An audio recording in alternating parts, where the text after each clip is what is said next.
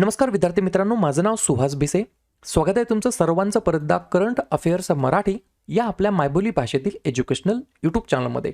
विद्यार्थी मित्रांनो, आज आहे 12 जानेवारी 2026. आजच्या दिवसाचे जेवढेही चालू घडामोडीचे महत्त्वाचे टॉप प्रश्न बनत असतील ते सर्व प्रश्न आपण या व्हिडिओच्या माध्यमातून पाहणार आहोत. तरी सर्वप्रथम आपण जर नवीन असाल, पहिल्यांदा या चॅनलवरील व्हिडिओ पाहत असाल तर चॅनलला या ठिकाणी अवश्य सबस्क्राईब सुद्धा करून घेऊ शकता.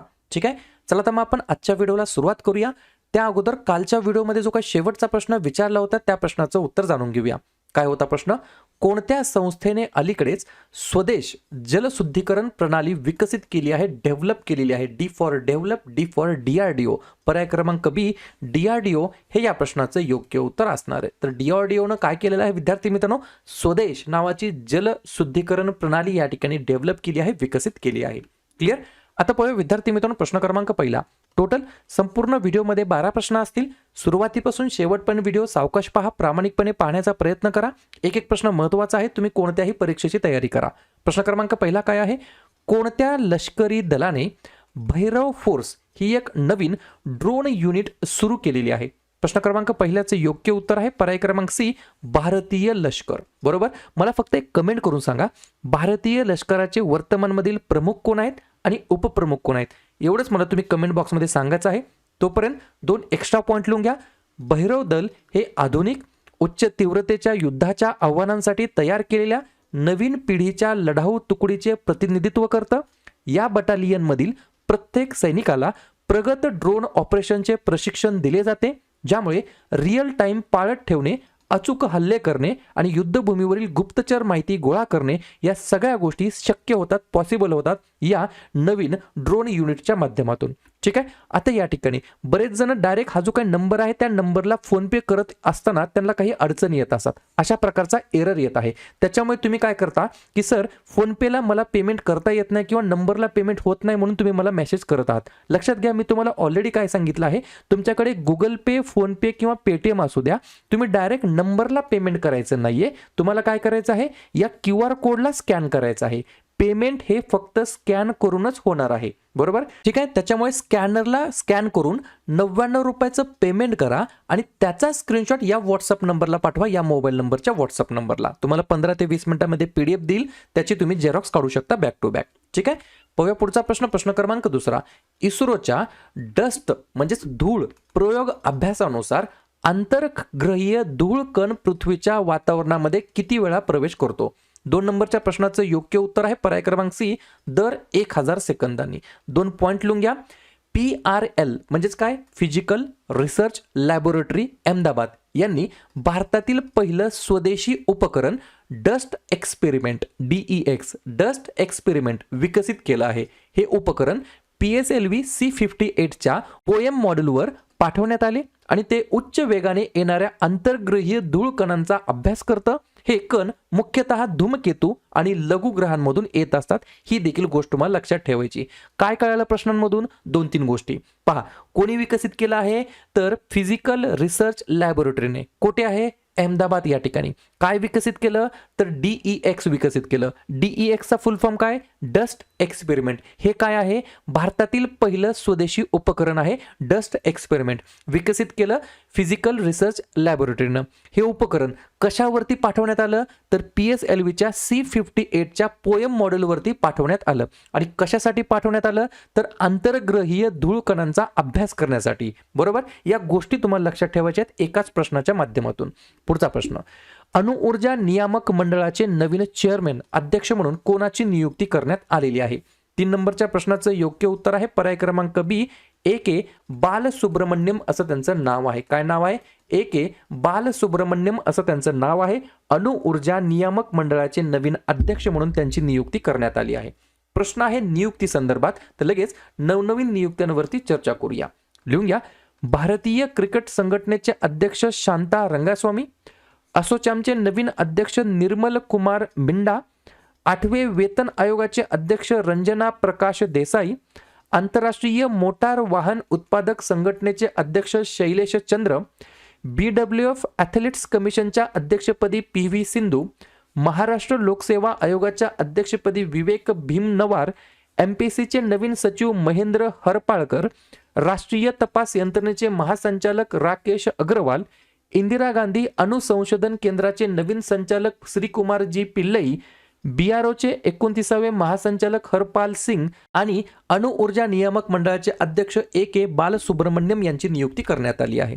पुढचा प्रश्न, दरवर्षी नॅशनल युथ डे, राष्ट्रीय युवा दिवस, जो की स्वामी विवेकानंद यांची जयंतीनिमित्त आपण साजरा करतो, तो केव्हा साजरी करण्यात येत असतो? चौथ्या नंबरच्या प्रश्नाचं योग्य उत्तर आहे पर्याय क्रमांक A, आजच्या दिवशी 12 जानेवारीला दरवर्षी आपण राष्ट्रीय युवा दिवस स्वामी विवेकानंद जयंती यांच्या निमित्त या ठिकाणी आपण साजरा करत असतो. उद्देश काय? तरुणांची कॅपॅसिटी ओळखणे, क्षमता ओळखणे, त्यांना आत्मविश्वासाने प्रेरित करणे आणि राष्ट्र उभारणीमध्ये त्यांचा सहभाग वाढवणे.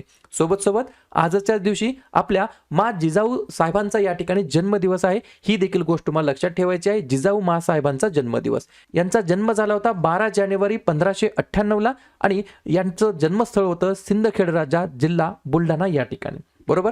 प्रश्न आहे महत्त्वाच्या दिवसाबद्दल. तर लगेच काय करूया, जानेवारी महिन्यातील जेवढेही महत्त्वाचे दिवस असतील त्याच्यावरती आपण एकदा रिव्हिजन टाकूया. लिहून घ्या. 1 जानेवारी DRDO स्थापना दिवस आणि जागतिक कुटुंब दिवस. 2 जानेवारी महाराष्ट्र पोलीस दल स्थापना दिवस. 3 जानेवारी सावित्रीबाई फुले जयंती, महाराष्ट्रामध्ये बालिका दिवस म्हणून.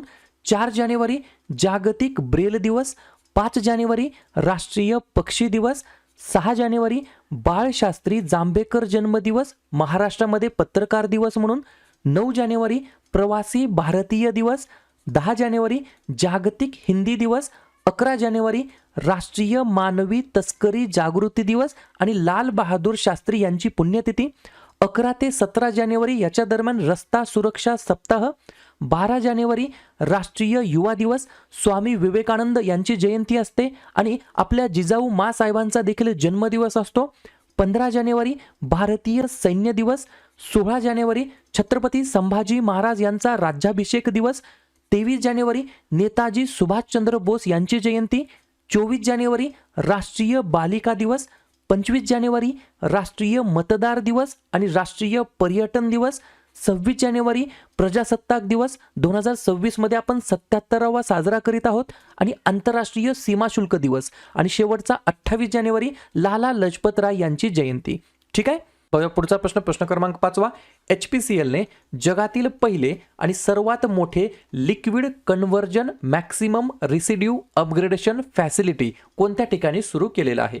5व्या नंबरच्या प्रश्नाचं योग्य उत्तर आहे पर्याय क्रमांक D, आंध्र प्रदेश या ठिकाणी. आंध्र प्रदेशमधील विशाखापट्टणम येथे जगातील पहिले आणि सर्वात मोठे काय केलं आहे तर liquid conversion maximum residue upgradation facility या ठिकाणी सुरू केली आहे.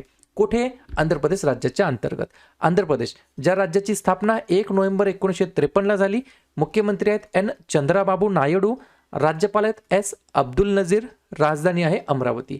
3 महत्त्वाचे राष्ट्रीय उद्यान व्यंकटेश्वरा, पापीकोंडा, राजीव गांधी आणि 3 महत्त्वाचे धरण सोमशिला, श्रीशैल्यम आणि नागार्जुना सागर. पुढचा प्रश्न, प्रश्न क्रमांक 6वा.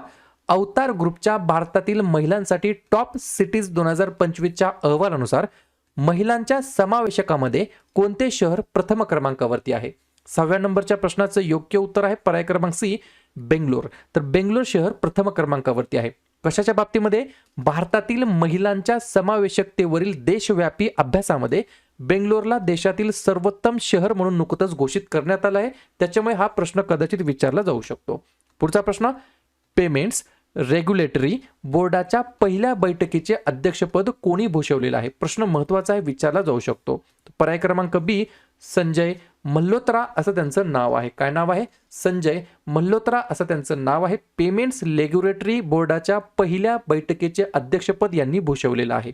पुढचा प्रश्न, भारतातील पहिली अर्बन नाईट सफारी कोणत्या शहरामध्ये सुरू होणार आहे? तर पर्याय क्रमांक A, लखनौ हे या प्रश्नाचं योग्य उत्तर असणार आहे. तर लखनौ या शहराच्या अंतर्गत India's first urban night safari या ठिकाणी सुरू करण्यात येणार आहे. प्रश्न आहे प्रथम घटनेबद्दल. तर लगेच नवनवीन प्रथम घटनांवरती चर्चा करूया.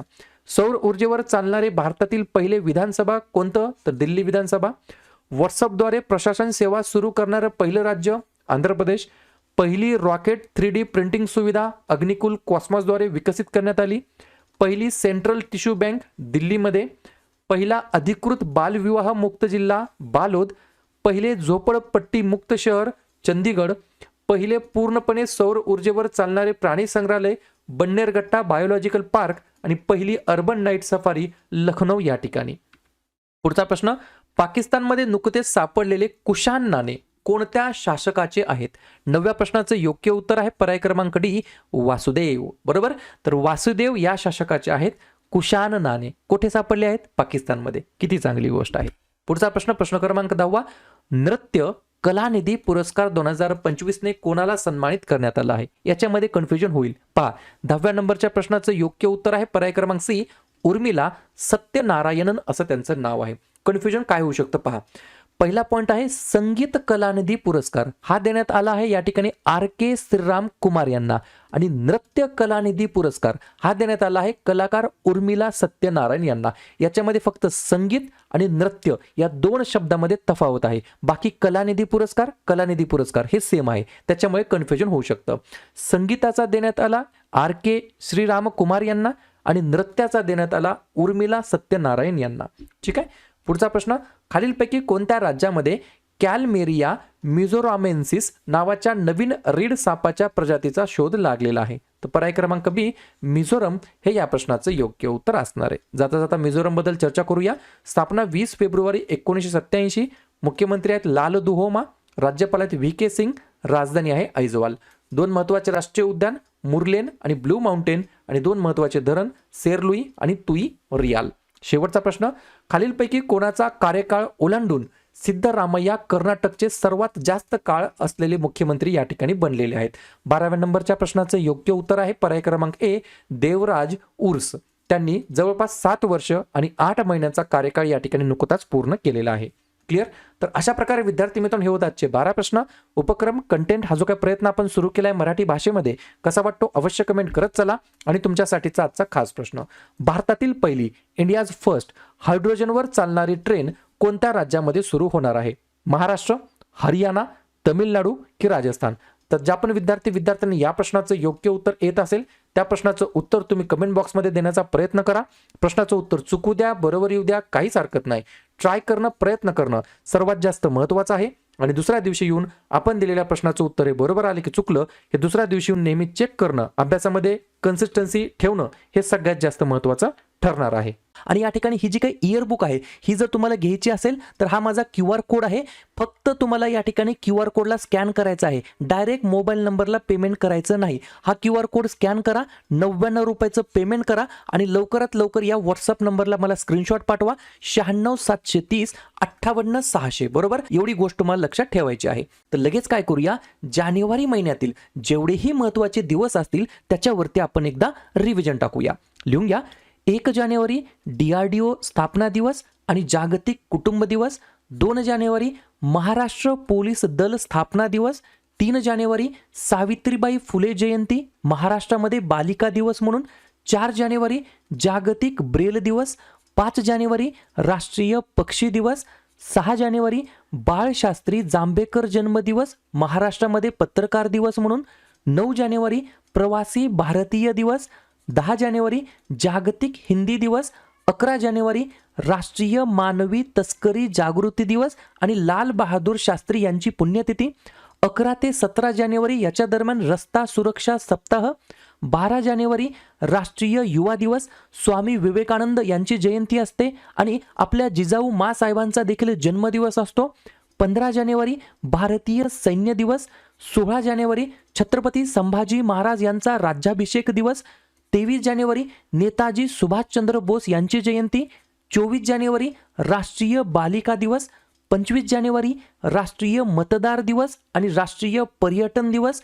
26 जानेवारी प्रजासत्ताक दिवस 2026 मध्ये आपण 77वा साजरा करीत आहोत आणि आंतरराष्ट्रीय सीमा शुल्क दिवस. आणि शेवटचा 28 जानेवारी लाला लजपत राय यांची जयंती.